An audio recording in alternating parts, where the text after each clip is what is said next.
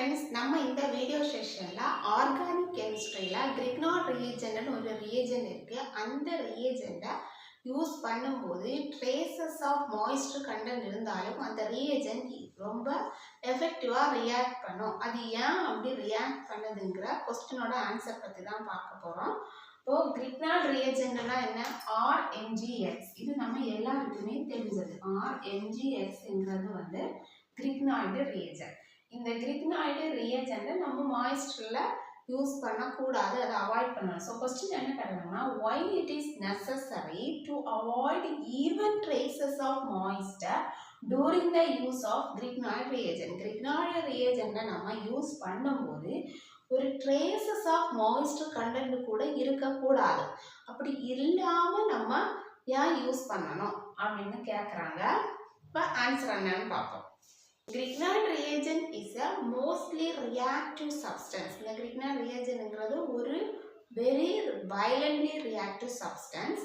It reacts with the substance to form their corresponding hydrocarbon. இந்த Grignard reagent நம்ம use பண்ணும்போது அது என்ன ப்ராடக்டை கொடுக்கும்னா அதோட கரஸ்பாண்டிங் ஹைட்ரோகார்பனை கொடுக்கும். இப்போ நம்ம அமைன்ஸ், ஆல்கஹால், வாட்டர் இதுக்கு கூட இந்த கிரிக்னாய்டு ரியேஜென்ட்டை ரியாக்ட் பண்ணும்போது அது வந்து அதோட கரஸ்பாண்டிங் ஆல்கஹாலை கொடுக்கும். இப்போ வாட்டர் மாய்ஸ்டர் கண்டென்ட் இருந்ததுன்னா ஆல்கஹால் அமைன்ஸ் நம்ம என்ன ப்ராடக்ட் எதிர்பார்த்தோமோ அந்த ப்ராடக்டை கொடுக்காம அதோட கரஸ்பாண்டிங் ஹைட்ரோகார்பனை கொடுக்கும். அதை வந்து அவாய்ட் பண்ணுறதுக்காக தான் நம்ம மாய்ஸ்டர் கண்டென்ட்டே இல்லாமல் இந்த கிரிக்னாய்டு ரியேஜென்ட்டை யூஸ் பண்ணும்போது பார்த்துக்கிடணும்னு சொல்கிறாங்க.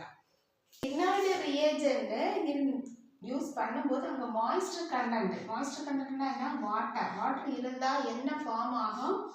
இதோட கரஸ்பாண்டிங் ஹைட்ரோகார்பனும் MgOX HOXம் இந்த மாதிரி ஒரு காம்ப்ளெக்ஸ் ஃபார்ம் ஆகும். So due to its high reactivity we should avoid and even traces of moisture content during the use of grignard reagent. இல்லைன்னா நமக்கு வந்து கரெக்டான ப்ராடக்ட் கிடைக்காது.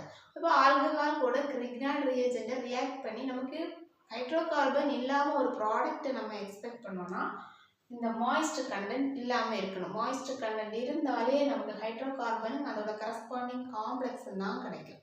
ஸோ ஃப்ரெண்ட்ஸ், உங்களுக்கு இந்த வீடியோ செஷன் பிடிச்சிருக்குன்னு நினைக்கிறேன். வீடியோ செஷன் பிடிச்ச என் சேனலை சப்ஸ்கிரைப் பண்ணுங்கள், லைக் பண்ணுங்கள், ஷேர் பண்ணுங்கள். தேங்க்ஸ் ஃபார் வாட்சிங்.